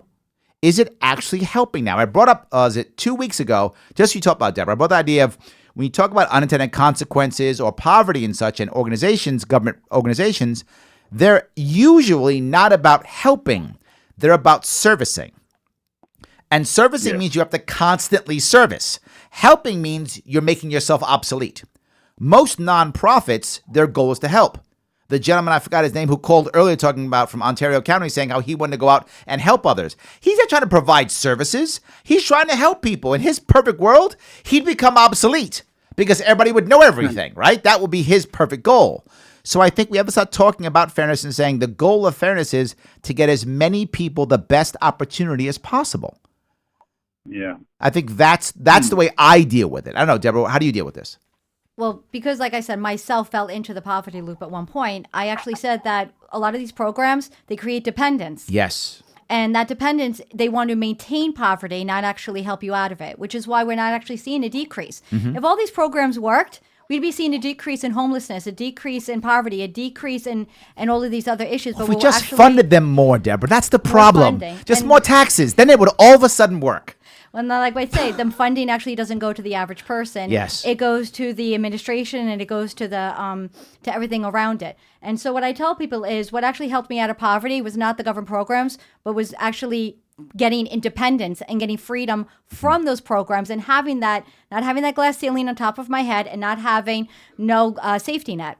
And so when I explained to people that those programs were not, they did not help me, and that what helped me was my community, what helped me was being, had the freedom to work, was helped me was having not all of these regulations and restrictions that actually kept this pressure on top of me. When I was actually had the freedom to actually run my own life, more freedom actually meant more independence, which meant more money, which meant more success. And so when I explained to people my own personal story and how all those things out there, they don't actually help the very people they're supposed to. Like you said, every law has its loophole. Every law, may have its good, intended consequences, but what they're actually doing is they're just creating a lot more, what do you call it, virtue signaling. Yes, absolutely. And it's not actually helping the very people it's supposed to. And so if you look at that, how many laws do we have on homelessness? How many laws do we have, and how many, there's 31 different social programs in New York City, 31 of them. And why do we need another one? Just one more program and all our problems will be solved. Well, what actually helped solve mine was working. Right. What actually helped solve mine was being able to afford the roof over my head, the food in my fridge, and actually weaning off of these government programs myself. Well, it's funny you mentioned them because there was a stat that I saw from I forgot what nonprofit it was, and it was a nonprofit that helps people who are convicted felons. And the stat they have is the number one thing that will help someone not become a felon, number one, is being employed for 5 years. That once a former inmate, a convicted felon, has 5 years of employment, the odds of them going to jail is actually lower than a non-felon. The recidivism. Right? Yes, is actually lower. They actually have less chance of going to jail. That's the issue. It was work. That was the biggest thing. Yes. And so when I tell people, and like I said, New York City is full of, liberals and Green Party and a lot of people from the left. What I tell them is it's equal opportunity. It's not equality. Where we're trying to make everyone, I'm more important than you and you're more important than me. And we're all fighting for the same, dollars or the same amount of things. It's equal opportunity. If you allow everyone to have an equal opportunity to thrive and succeed, which means less regulations. Removing barriers. Yeah, removing barriers like occupational licensing, removing the restrictions for small businesses and for people to actually climb themselves out of poverty, then all of a sudden you'll start to see more success. Well, I think you've seen that in the past in most poor communities, particularly immigrant communities, black and brown communities. In fact, that's the war on drugs, right? The war on drugs is literally people finding whatever they can make and sell to create businesses, and it happens to be illegal substances. I think you find that constantly. There's actually a charity called, if I'm not mistaken, called Defy, and they're literally about taking people who are nonviolent drug dealers and giving them business plans and getting them set up with MBAs so they can actually go off and run businesses because they know how to run a business, just the illegal one. So do it legally. Yes, I think it's completely true. And like I said, you have your positive rights and your negative rights. And a lot of libertarians, they conflate the two. But positive rights are actually giving you an opportunity. But the negative rights are just leave me alone. Yes. Just don't punish me. Yes, absolutely. We actually just stop punishing people. Absolutely. That in and of itself, like you said, will allow them to thrive. 100%. Clarence, is Actually, that... Go ahead. Well, actually, I also like on that note, like when you were running for governor, like it seems like you, instead of you like just coming out right and just fighting like the system, quote unquote, it seemed like you offered solutions that were based around incentivizing the cronies to stop being cronies. Absolutely, you read it perfectly. So like, are there any extra like steps involved, or are there any other ways to like financially incentivize these people who are afraid or just greedy enough to not do their job well enough to where they're... No, this is the answer. There's no way that I can stop every person from being bad or doing something wrong. I want to create a good system or a good culture that means the good people come to the top, the mediocre people get better, and the bad people walk away or become apathetic. Either one of those is fine if I can create that kind of system. And when I create an environment to where government monopoly is no longer government monopoly, that other people and other entities can compete, once that happens, they have to get better. And even the government has to get better, or it goes away. This is happening right now with what you're talking about, the idea of homeschooling, right? If more and more people homeschool, then government will have to get better or it will go away, right? So either way it works. Competition is healthy. Yes, but I don't use the word competition because that's, again, goes back to the bad word. People don't like competition. When they hear competition, they hear, I'm going to lose. That's what they hear. So I say more options, more choices. People like options and choices. So we provide more options to break government monopoly because everyone knows monopoly is bad. Government monopoly is not any better.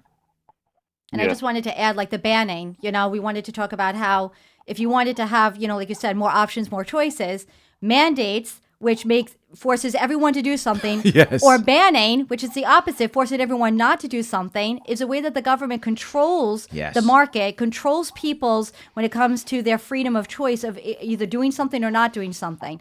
And so I tell everyone that the Libertarian should be against all mandates. We should be against all banning. Yes. Because it really is this two sides of the same coin.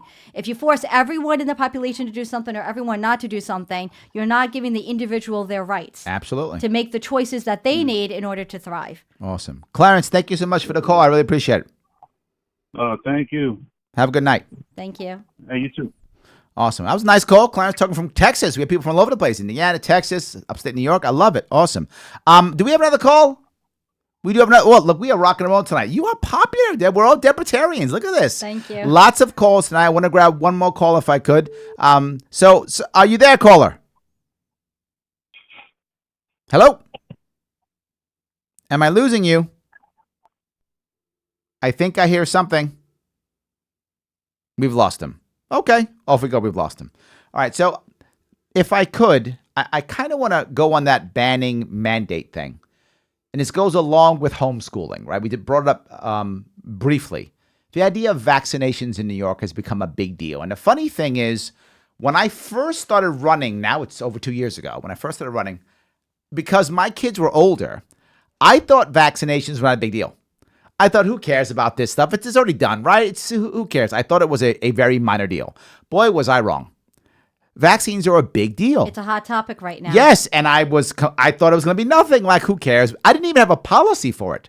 I thought it was that unimportant. I was so wrong. But as I crossed the state, people started talking about it. And at first, I didn't understand why. I wasn't sure what was right, what was wrong. And so I started to go back to it. And of course, my policy is always the same concept. I always go to, why is government forcing you to do something, all those kind of things. But there was a personal issue for me. And that was, I'm not anti-vax. Right, my kids are vaccinated. I'm not anti-vax. So I thought, okay, so why are people anti-vax or anti-vax? People started telling me about the science. And then I would tell them, I don't care about the science. They said, but Larry, you have to know if it works or not. And I'm like, no. And they would then say, but Larry, what herd immunity? I get it, but I don't need to care about the science. They get mad at me. And they'd say, why? I said, because I don't want the government deciding what we will have to inject into every single human being, period. It's a monopoly on medicine. That is correct. And not just that, it's a scary scenario for the future. Once we say, and you know this, you're a paralegal, once you start a precedent, everything explodes. And that's actually what's happening right now. Bingo. Because once you say government can decide what goes in citizens, then government can decide what goes in citizens, period. It doesn't matter what it is. They use the fear of the measles epidemic, and they took that to mandate the entire vaccine schedule. Yep. And what I wanted to talk about was the fact that if it truly was just the one measles that was actually starting to get out of control, why didn't they just mandate that one vaccine? If it was truly about public safety at that moment, why was it only that one vaccine? Why was it the entire schedule? Why? Because they had to remove the religious exemption to mandate the entire schedule so they could start adding more vaccines onto that schedule. So I wanted to tell everyone that I'm not anti-vax, I'm not pro-vax. I'm anti-government reach. Yes. Government overreach. I'm against mandates. I'm against the government telling me what I can do with my child. And I understand that this is a very hot topic, but what people have to understand is the individual is a unique person with a unique genetic code, unique disability. I oversee 26,000 special need children that have a variety of rare genetic diseases, special needs, mental, physical, biological differences from the general population that these vaccines were studied for. Right. So now you're So all the of a sudden vaccines requiring the vaccines aren't even studied in this population of people at all. I have a degree in IO psychology, and what that is we conduct testing and studies, and we make sure that whenever we conduct a study that it's valid, it's reliable, and is representative of the population. Whenever you conduct a study, and a lot of medicines do that, whenever you look at it, they're saying, I want someone from the ages of 25 to 35 that's on a medication, that has no history of X, Y, and Z. And that's what they use in order to study their product, because that's what they're expecting for that product to be used on. Right. Whenever you look at a certain medicine, there'll always be then the slip of, side effects and things like that. So like I said, when they study certain vaccines for the last, 10, 20, 30, 40 years, they never tested it on certain people with genetic differences, that rare genetic disabilities. Now those children are being forced to inject it with these vaccines. But isn't the argument, look, Deb, that's not true because there's a medical exemption, right? What you're talking about is religious, which right. By the way, you can't not have a religious exemption. It's in the First Amendment, by the way. I mean, if you're going to have an exemption, it shouldn't be you got to keep the religious one. That's in the First Amendment. But anyway. Our New York State Constitution also says all children shall be educated. All children shall be educated. That's in our New York Constitution. Yes, I know. And we have to pay for grades 1 through 12. There's I know also, that, yes. like I said, there's federal laws. But let me go back to this piece, right? So the argument is, but Deb, that's not true. There's medical. So when you actually look at the medical exemption, you don't realize how unbelievably impossible it is for these parents to qualify their children that have seizure disorders, epilepsy, and like I said, there's a million, gout syndrome, there's tons of things that you and I have never heard of, but these special needs children are suffering from. And they're not qualifying for these medical exemptions for two reasons. One, the doctors are scared out of their minds to even write this medical exemption for fear of losing their license. I've had actual parents tell me that doctors are afraid that last year they had no problem writing the medical exemption, but these parents were like, well, it's okay, I'll just do the religious exemption. Right. It was a much easier way to make sure that this child that has a genetic issue or a disability, you know what, they had a reaction, whether it's allergic reaction or another reaction, you know what, I'll just stay with the religious exemption, which was around for 60 years. Right. And then one day turned overnight, became criminals. Right. So, and like what that's a New York State thing, by the way. It is. Same thing with gun laws. Yes, same thing with overnight every other criminals. law. That's our thing. Well, anyone who understands gun rights should understand that this is what happened. One day they were law-abiding citizens. No one batted an eye for 60 years. The next day, turned criminals. Yep. Horrible parents. These Yes. children should not be in school. But it wasn't just public schools. They went after private schools and Yep. parochial schools. Now, these private institutions that people privately pay for should have the right for whatever rules that they want. And that is very anti-libertarian to force now religious schools, of all things, and private schools, to have rules that the government decides for them. So homeschool became the only option. But going back to the medical exemption, either these doctors are not writing it because they're in fear of writing it for losing their licenses, because that's how much these companies and this government overreach is now on top of them. But the second is, even when they are writing these exemptions, Larry, the schools are denying it. So now these special needs children are being caught in a bureaucratic nightmare because they were under one law. They're being transferred over to another. These doctors, the doctors that evaluate them, know the medical history, are saying that these children cannot, just like the immunocompromised, these children cannot accept vaccines, that they will be harmful to their health, filling out the paperwork.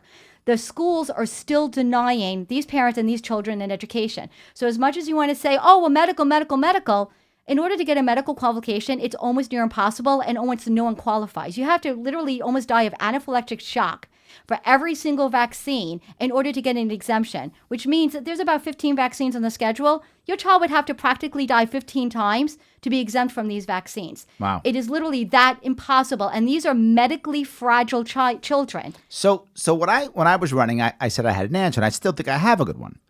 And that is, make it so where it's just not mandated. And what I mean by that, actually open up the idea that anyone could have vaccines, right? CVS could create their own vaccine if they wanted to. I don't know. What companies make vaccines? I don't know what companies.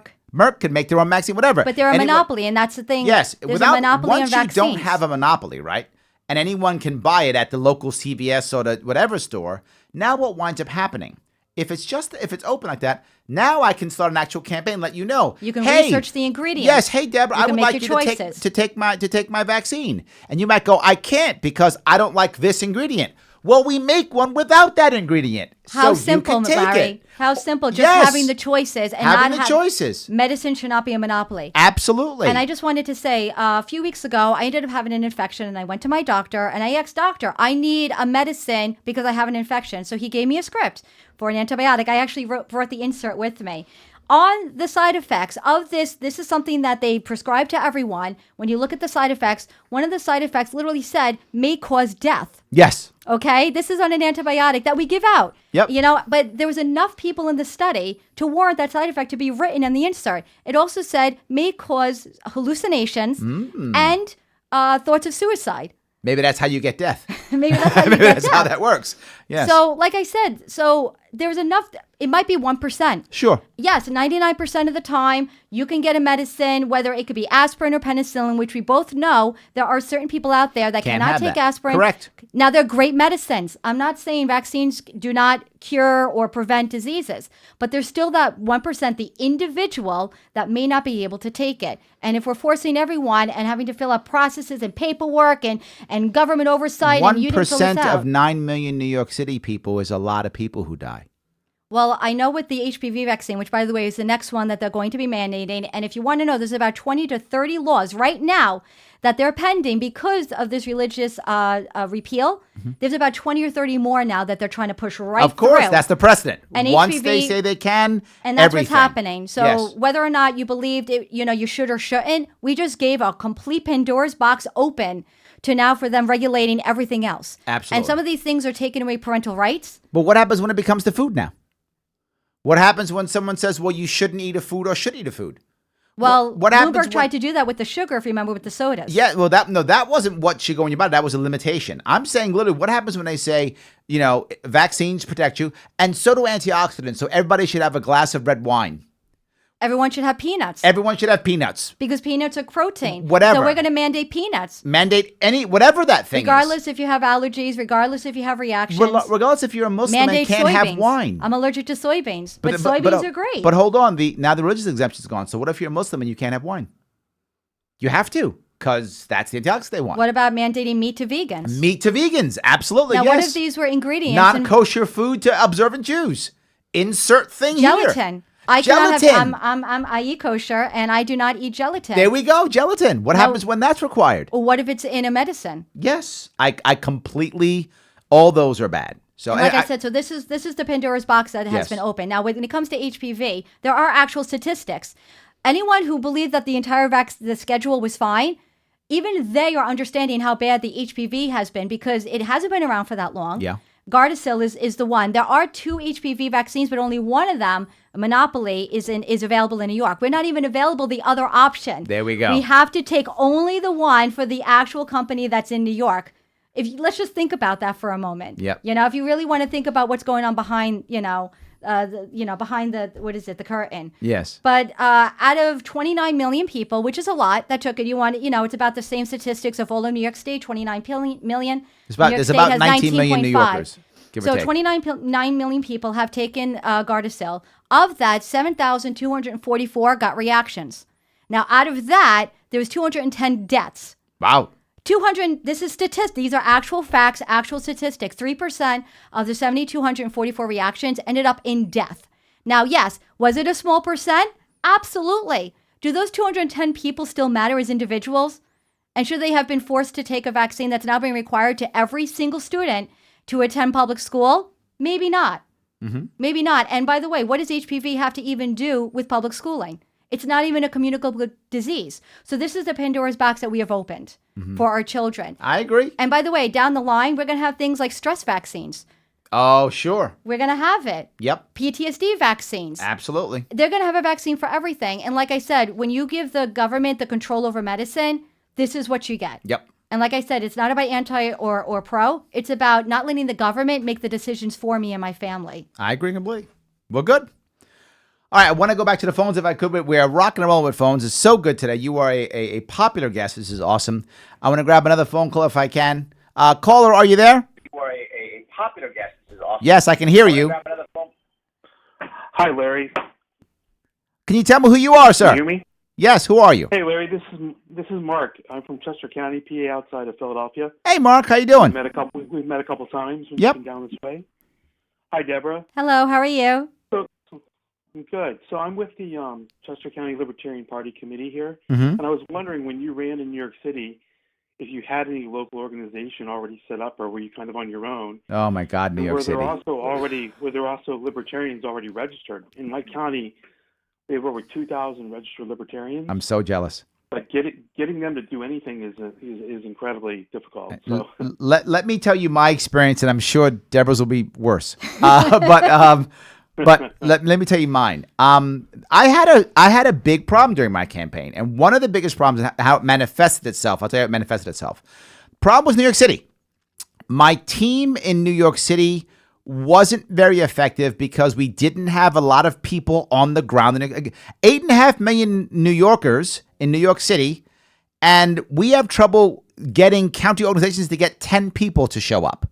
That's how bad it is. It is horribly tough in New York City. You have 2,000 libertarians in your county? I wish I had that in my city. And my city has 8 million people. And how that hurt me tremendously is several-fold. The first way it did is I couldn't get enough traction in the city to become popular in the media capital of the country. It severely handicapped my campaign. And as I try to do it, I would come back from upstate and say, hey, let's do some New York City events. And everybody would say, yes, yes, yes. And to your point, it never got done. Upstate was like, we love you, Larry, come back up. So I went back up and did events there. And how that hurt me, and this is specifically my situation, is it made my campaign seem a whole lot more right than it actually was. My campaign wasn't far right, but it looked like I was a right libertarian because those are the only people who were talking to me. Right? They were the ones saying, come on up, talk about right issues, come on up, talk about these things. So I'd go up and I'd talk to them. The left is heavily in the cities in most states, and in our state, heavily in New York City. And the left wasn't talking to me, and my team didn't have enough traction, and it wasn't large enough and didn't have enough experience to get through all the garbage that it would take to actually get into these forums, to get into these places, and we did a very poor job of it. And what wound up happening is my not only did my campaign look more right, there was another issue which I'm happy to share, which I think any libertarian running should be aware of. I found myself having an unconscious bias against left. To be forward, it wasn't conscious. I didn't think so. When my left-leaning libertarians told me this, I didn't believe them because I couldn't see it. I was like, no, I don't have a bias towards the left. I just happen to keep talking to the right. There's no bias. And then eventually they started talking to me saying, well, what about when you said this? Or what about that? How about when you communicated to the left? And I was like, you know what? They're right. I had an unconscious bias towards the right because the right was hearing me. So I spent so much time talking to the right that I was better speaking to the right than I was to the left. And at the end of the campaign, most people probably didn't notice, I spent a lot more time trying to actively talk to the left better. And now I spend a lot of time talking to the left because I know it's important and I know I made errors during my campaign. But the biggest reason why that happened was because I couldn't get New York City people to hear me. And I'm not blaming New York City. I'm blaming my own people for not doing a good enough job, me not knowing better, me not forcing it, my team for not being effective, having not enough bodies on the ground. And on top, the left in New York City had, in my case, they had Cynthia Nixon. And she was their Jesus. So she was going to, save them. So they didn't want to talk to me. So I think I had trouble doing that. To your point about getting libertarians to do something, here's the issue. You have to give them a mission. You have to give them a reason. When I was running, remember something, there's only 7,000 libertarians registered in all of New York State when I ran. Only 7,000 in the entire state of almost 19 million people. Yet I got over 100,000 votes, probably more like 200,000 votes. So why did I get so many? By doing what I said, going out there, shaking the trees, bringing people aboard, shaking hands, and making things happen. Now I have a whole lot more. And we probably have, I'm going to guess, maybe 20 or 30,000 libertarians now. I'm going to guess we'll know in about a month. They'll put the numbers out in about a month. I'm going to guess 20 or 30,000. So we probably tripled the number of libertarians. But it was easy when I was running because there was a mission. When I wasn't running, we fight against each other. We begin to collapse. So the goal is to have either good candidates or good missions, like we're going to repeal this or fight this or change this or do something. You can't just go, we're libertarians, fight the power. You will get nobody doing anything. You've got to find, we're going to get Deb elected again, right? Yeah, we all get behind her and now we rush behind her now, right? And the other part you have to realize is after failure, you have to keep going because most of us are going to fail. To be forward, I think, and I mean this with love, I think most people thought you were going to fail. I didn't. I think most people did, though. I think most people in New York thought you, because we always failed in New York City. So we thought you were going to fail. I'll be honest, I didn't get much support. Yes, yours was worse than mine. I had failed support, but I had some support. You had worse than me. So I'll stop yapping. Mine was bad. You're right. My answer is find mission, and you will find people stepping up. If you just say we're libertarians, they're going to fall asleep. So I was involved in my local county chapter. In fact, that's actually how I had a friend introduce me to libertarianism, and he brought me to a meeting in my local county chapter. And on the first day, I became the secretary. There we go. Because there wasn't enough people. Yes. There wasn't enough people. So the first day, they ended up giving me a position. But you know what? I was new. I was fresh. I was passionate. And I went with it. And I actually ended up bringing people to our meetings. And I ended up becoming the vice chair for a very short period. And in that time, I actually started having events and going out to our community. But I noticed I was one of the few that actually wanted to go out to the public. But the thing is because I was part of the public. I was going out already. I knew my town, I knew my neighborhood, and I had no problems saying that I was a libertarian and trying to genuinely help people better their lives. It wasn't about me. It was about helping them. And I think I came across that way. But unfortunately, like Larry, I had some conflicts because when I was running, I didn't get any help. Yes. I couldn't get rides to the ferry. I didn't have anyone, giving me strategies. It was actually my own friends, my own parent friends, my mom friends, and my dad friends. My parent friends were the ones that helped me the most. It was my community. Yep. And guess what? They were Democrats and they were Republicans. They helped me more than the libertarians in the city. And it was very unfortunate because I was running. Yes. I was running for something, and I ran with almost no budget. I just want to put that out. Yep. And, like I said, I was taking public transportation 2 hours. I was literally carrying my own meals with them because I couldn't afford, the Wendy's. So like I said, but I did it, and like I said, the main thing was you have to find your common grounds with your community. Find the thing that people are angry about and say, I'm angry too. Yes. Like I said, create a mission. Create a mission. Yes. And actually, there was something that actually I had a friend of mine just today tell me about it, Daniel Chrisman, we all know. He actually came up with a wonderful way to try to unite libertarians in New York City. And it was an app program that was I know he texted me. He texted you about it? Yes, he did. But I thought it was an amazing thing because like you said, when there's no mission, when there's no acknowledgement, we all kind of, like you said, it's like herding cats. Yep. Because we all have our individual libertarian causes, but we're not realizing that what we need to do is speak to the masses about what the mass is upset about, what the common population is upset about, and actually speak to them in their language, not ours, not what is affecting me in my life, but what is affecting most people in most of their lives. Because guess what? They're the voters. Yes. And so, like I said, having an app that actually says, when I go someplace, I'm going to get credit for it. When I show up someplace and I do something, I get acknowledgement for it. So I think almost like a merit badge system. I think would actually really help libertarians, and actually show that, because we want acknowledgement. Of course. Anyone who volunteers, by the way, whether it's for the Libertarian Party, for any other political party or anything, the main thing that volunteers, they don't get pay, they get acknowledgement. That's what they If you've live ever off of. seen me do an event, want to do a live event, at the end, and I hope this will help you also, if you hear this, whenever I do an event, at the end of every event, I make sure I go around and thank them for showing up. And that may seem silly. That's their payment, Larry. But yes, they showed up. And to your point, my friend, we have trouble getting people to just show up. So when they show up, I literally thank them. And some people get angry and go, I only got 6 people. I wanted 500. And I say, I got 6. I'm happy I got 6. Look, I run around now. I'm very lucky. I run around now and I'll get 20, 30 people, right? I'm not even running for anything. But I ran for governor for 2 years. So of course, that's why. But I still thank them. I say thank you for showing up. You had a choice. You could have been home watching YouTube, Netflix. You could have been hanging out with your friends and family. You're here listening to me yap. You spent the gas money or the subway fare. Thank you for showing up. And I got to tell you, I've actually had people, if the events are close enough, follow me from one event to the next in the same day. because they know it matters to show up. And if you do that, you can get people to do stuff. I had people who literally, this guy Nate was literally the sign maker. He was in his garage making signs, his own wooden. Remember? I remember. I saw the yes, pictures. he was making his That own was wooden amazing. signs, right? Why? Could he be making signs now? Sure, but why isn't he making signs now? No mission. If we give people mission, you'll be amazed how many people just step up and do amazing things when we give them mission. When I had one of my city council meetings in Staten Island, which was I'm the liaison for the Staten Island borough, and the council does, because it's 5 boroughs, we all take on, different ones, and Staten Island's mine because I'm the only one from that borough. Anyone who showed up, I had organizations show up, I had parent leaders show up, I had government officials show up. I thanked every single one of them, Larry.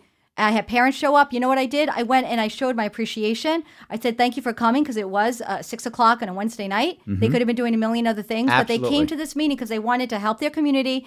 They showed that they were passionate. They showed that they, that they had a common cause. And my thing was, I didn't have any money to pay them, but I showed them their appreciation and I thanked them. Yes. And I think that goes a long way, because like I said, unfortunately, everyone is hustling and bustling and we're in a rat race, especially in New York City. Yes. So it's very difficult to get anyone to derail from their routine. Absolutely. So when they do that, show them that appreciation. They want to hear and it. acknowledge it. Did that answer your question or no? Did I lose you? I think we lost him. So I hope it answered your question. I hope it did. So yes, we get a lot of calls there. I appreciate it. That's good. That's good feedback. And I think the key piece, if you get people to get the mission that they care about, I mean, they will jump through hoops. So let me grab another call. We have one more I want to put on. We may get 2. If I can get 2, we'll try to get 2, but maybe we'll just get one more. Caller, are you there? Yes, I am. Please tell me who is this? Hi. My name is Will. I'm from upstate New York. I'm in Washington County. Hey, Will, how you doing? I'm good. Deborah, pretty impressive. I've been watching the whole thing from tarot cards to refinishing furniture, now elected Libertarian. She's not playing games. Thank you.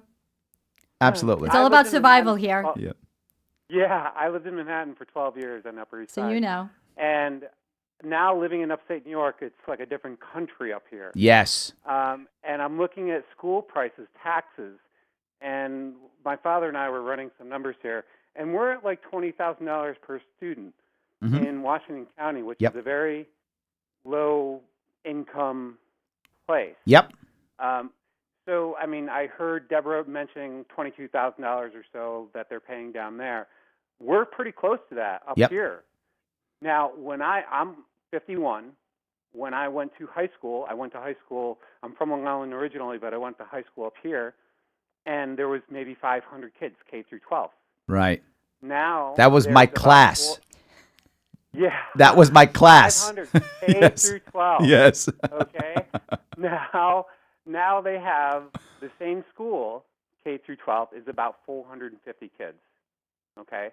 They have 2 to 3 times the staff. Yes. That they did when I went there. That's what you talked about. Okay.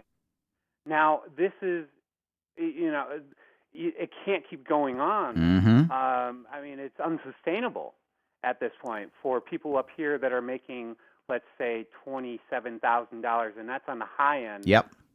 Medium income, household medium income. I mean, Washington County, that's if I remember my geography, it's close to the border of Massachusetts, right? No, I'm right on the border of Vermont. Vermont, yes, in that same area, yes. Glens Falls, Or Vermont. Lake George, Saratoga, right above Saratoga County. Okay? It's beautiful up here. Absolutely. It really is beautiful. But, again, the school prices are really hurting people up here. I mean, the taxes for me alone, being a single, I don't have any children. You have brought up a very important point, which I brought up during the campaign. It was the idea of, how do you fix the school system without fixing every individual school, right? And again, I don't want to fix each individual school. I want to create an environment where the schools want to fix themselves, right? And one of the things was erasing the idea of standardized testing. Getting rid of standardized testing, which by default will get rid of federal funding, which by default gets rid of a lot of strings attached, which by default gets rid of administrators. And so you can begin to cut your administrators immediately. The average teacher in New York State makes about $80,000 a year average. New York City skews that a bit. The average administrator makes double that. So if you dump an administrator, you can literally either hire 2 teachers, hire a teacher and give raises, or just give raises, or just have a surplus. So I think that's a key. Consolidation. Say again? School consolidation is one of the things my father and I were talking about. We have all these small school districts around here that are relatively close, within 10 miles. But of course, all of these small little towns like to keep their own thing going on, which makes it very difficult, where they really should consolidate some of these schools. But if you remember also, my plan was never about supporting the schools separately.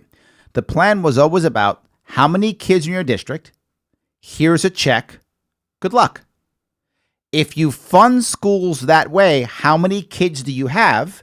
And perhaps special needs kids have a separate dollar fee, whatever that is. But whatever that number is, here's your money. Then what would happen? There's no reason to have 4 vice principals when you only need 2.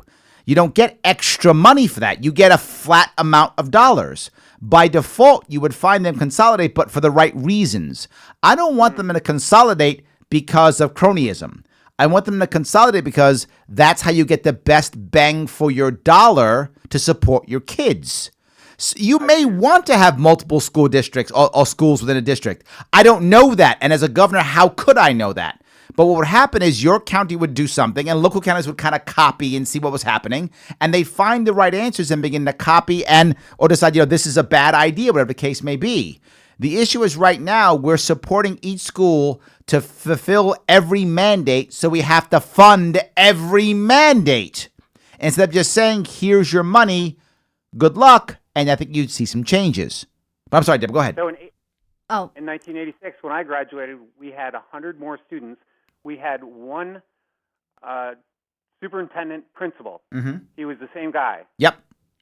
And we didn't have 2 aides per teacher like they do now. Yes. And I guess this is all part of the federal or mandates what you're talking about. Yep. That require this.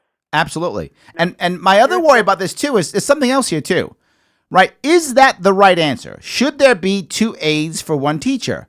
I don't know. I don't know. But my point is, once that's a regulation, that's not going away because that's jobs, that's money. And what if we find out that it should be 6 or it should be 1 or for this school it should be 7 and for that school it should be 2?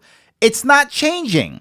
But again, if you just go, here's your money, good luck, the school can decide, for our school, we need 3. And they'll allocate their resources appropriately for that school for those needs. Absolutely. Now, the New York State budget for education, a lot of people do not realize, is actually number 1 when it comes to allocation, $34.5 billion. The second is Medicaid at 32. So it's literally the largest. For New York City?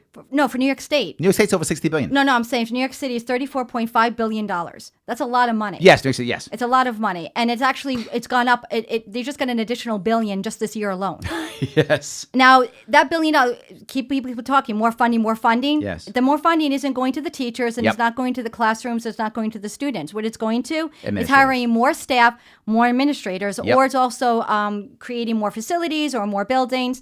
There's a school that just got built in Staten Island is costing $50 million over the span of 4 years. Yep. Okay, so you're having a lot more buildings, a lot more administratives, a lot more overhead. Yep. Now, private schools, instead of spending $22,500 per kid, they spend about $9,000. Yes. And the difference is because instead of having a hierarchy, if you ever look at the organizational staff when it comes to the Board of Education, you have a lot of overhead, a lot of people that have different jobs and do different things, and you have the chancellor, you have administrators, and like you said, the average salary for them is $200,000. Yep. Whereas the teacher, the average is $68,000.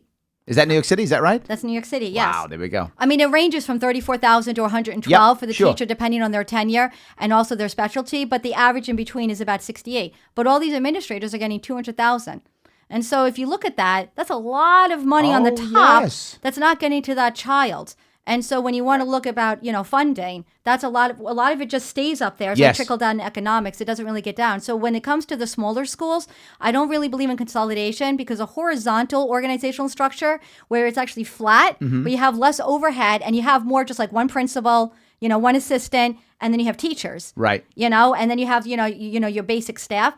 That actually works a lot better because that actually means that more allocation of the funds actually gets to the children. And I think that comes to transparency as well. Yes, transparency is critical. We're saying $22,500 for child, and someone sees that number, which, by the way, is the highest in the country, even though we're 37th when it comes to actual testing. But if you actually looked at how much of the 22.5 is actually getting to the classroom, Right. then all of a sudden we're going to start to, people are going to see, well, where is the rest of that going? Absolutely. If you were to see the 22 and actually split down and actually see where each one of, each dollar is going and what the percent is actually going in the whole structure, then you're going to start to see a lot of transparency, and you're going to see a lot of it is the overhead. Absolutely. And a lot less of it is actually getting to the student. I think if I remember right, my high school, I think, had 2,000 people in it. I think it had 2,000 kids, about 500 kids per class, give or take.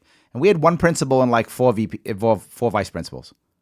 That was like it. I mean, we were not massive at all. I mean, we were nowhere near. This is also, by the way, we're the same age, my friend. I also graduated in 86. Just so we're the same age. So yes, I completely understand what you're talking about. Wow, just terrible stuff. So did we deal with your issue, or we answer your question, or no? Absolutely. There's one more question for you. Now that they're starting, I don't know if you realize this, but the Senate is kicking off these panels to go over the funding formula for schools, which starts, oh, yes. I believe in More Westchester jobs. County, it starts Wednesday, Mm-hmm. and then I think there's a public meeting in Manhattan December 3rd. The algorithm. Yes, the algorithm. Yes. For coming up with these formulas. And again, it looks like this hasn't been touched in 12 years. And Governor Cuomo is, of course, fighting this along the way. Because the problem is the algorithm is so confusing, there's no way to know where all the grift is going. It's exactly what Deb was talking about.